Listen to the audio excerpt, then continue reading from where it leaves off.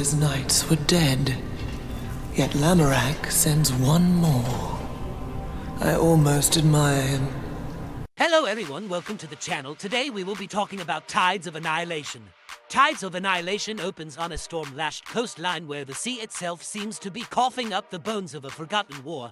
And from its very first moments, the game establishes a tone of mythic fatalism blended with brutal immediacy as we follow its reluctant protagonist, an exiled knight named Sahelen Moin, returning to the drowned kingdom of Tilris after years of self-imposed isolation, only to discover that the cataclysm known as the Tidefall was not the end but merely the prelude to something far worse. And honestly, when Sahelen steps off that wrecked ship and says he's seen worse shit, thank you for trying, verbose. This recording will go away once the product has been purchased. At low tide, I knew this game wasn't afraid to let its tragic hero swear like a sailor who just realized the ocean is actively trying to fuck his entire bloodline.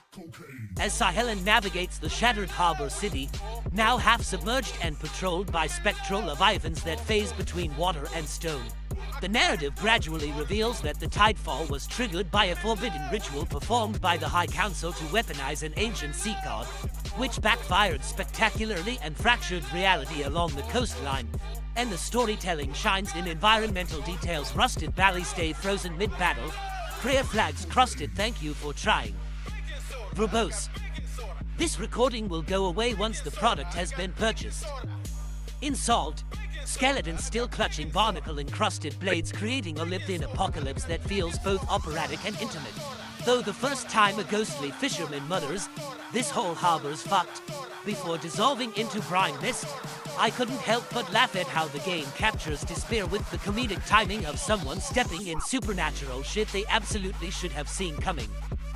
Midway through the first act, the player is introduced to Lysera, a tide-bound sorceress whose powers are directly linked to the shifting phases of the moon and whose loyalty is as unstable as the waters she commands. Thank you for trying, verbose. This recording will go away once the product has been purchased. And their uneasy alliance becomes the emotional backbone of the story as they uncover that the sea god Nerethys, the devouring current, was never truly malevolent but instead manipulated by a cabal of surviving counselors seeking immortality.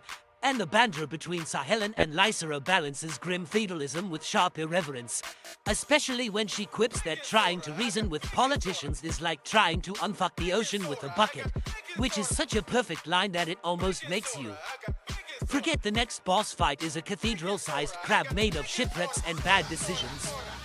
The second act, thank you for trying, verbose. This recording will go away once the product has been purchased. Expands the world beyond Tilris into the fractured archipelagos known as the Shard Reaches, where entire islands drift like tectonic rafts across an endless maelstrom. And here the game's design truly flourishes with vertical exploration, underwater ruins, and haunting choral scores that swell as you dive into abyssal trenches lit by bioluminescent horrors, all while the narrative delves deeper into Sahelen's guilt over abandoning his order on the night of the ritual, revealing that his exile was less punishment and more cowardice. And when he finally confesses that he ran because he was scared shitless of dying for a lie, thank you for trying, verbose. This recording will go away once the product has been purchased. It lands with the kind of raw vulnerability that makes you forgive him for occasionally sounding like a medieval knight who just discovered modern profanity and refuses to fucking stop using it. One of the standout sequences occurs in the sunken library of Ithros, where time loops endlessly within a collapsing tower and players must piece together fragmented memories of scholars who predicted the Tidefall decades earlier. And this chapter elevates the narrative from standard dark fantasy into existential tragedy as it explores themes of cyclical destruction, willful ignorance, and the price of forbidden knowledge. Yet it, thank you for trying, verbose. This recording will go away once the product has been purchased. Also sneaks in a moment where Sahelen accidentally triggers the same collapsing floor trap 3 times in a row and shouts, "Well, shit, maybe the universe just wants to fuck me specifically," which felt like the developers acknowledging every player who stubbornly refuses to learn from obvious environmental cues. The emotional core intensifies when Lysera's true connection to Nerethys is revealed. She is not merely tidebound, but the last living vessel capable of fully awakening the sea god, and the game refuses to frame this as destiny in a simplistic sense, instead portraying it as a burden passed down. Thank you for trying, verbose. This recording will go away once the product has been purchased. Through generations of manipulated women sacrificed for political power, adding a powerful commentary on exploitation and inherited trauma.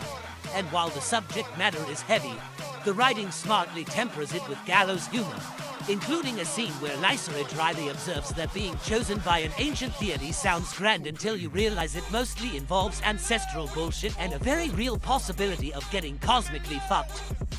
Gameplay and narrative intertwine beautifully during the assault on the Spire of Tides, a jagged tower rising from the eye of the Maelstrom where the surviving counselors attempt to complete their thank you for trying, verbose.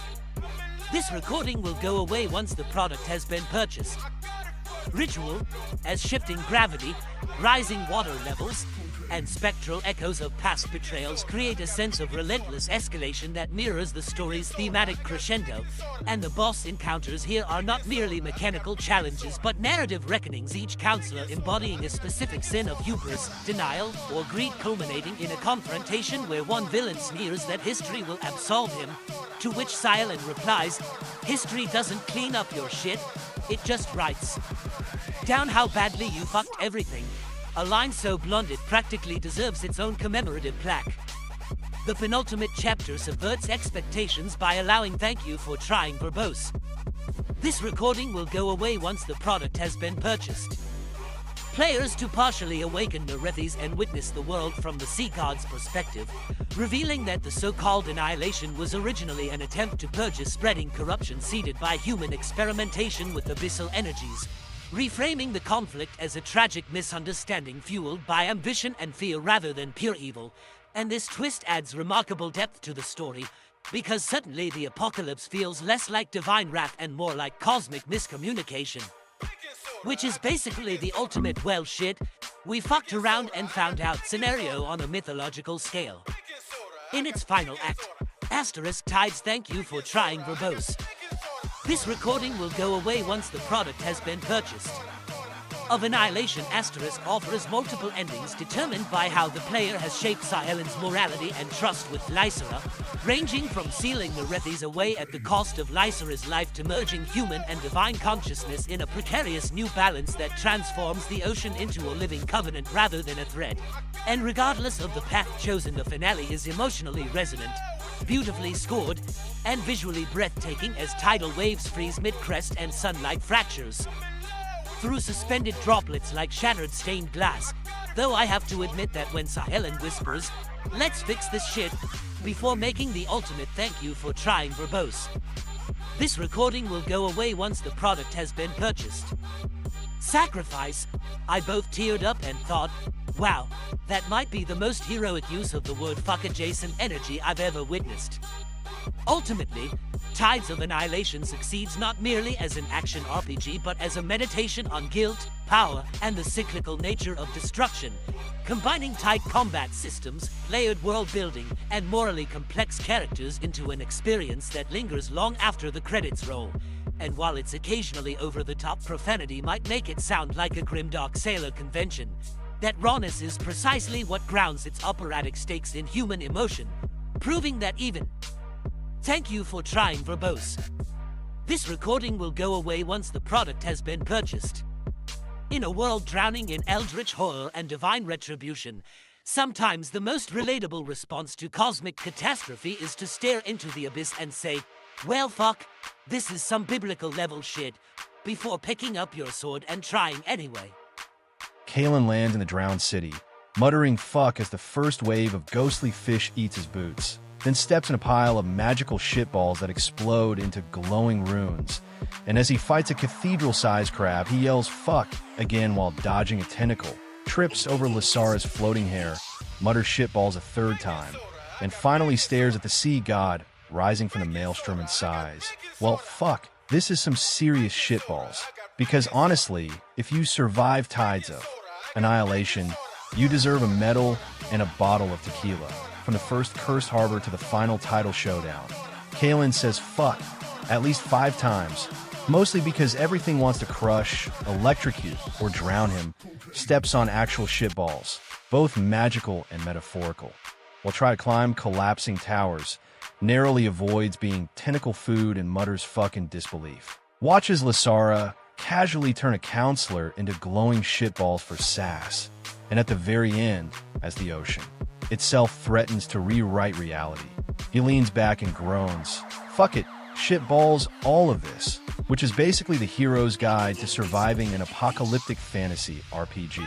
Kalen dives into the flooded ruins muttering fuck, because of course the first enemy is a giant eel with attitude, steps on glowing shitballs that explode in sparkly chaos, swings his sword and yells fuck as a collapsing chandelier nearly crushes him, slips on more slimy shitballs while trying to dodge a spectral crab, and finally glares at the rising sea god and mutters, well fuck, shitballs at all, because surviving Tides of Annihilation clearly requires equal parts heroism and pure profanity.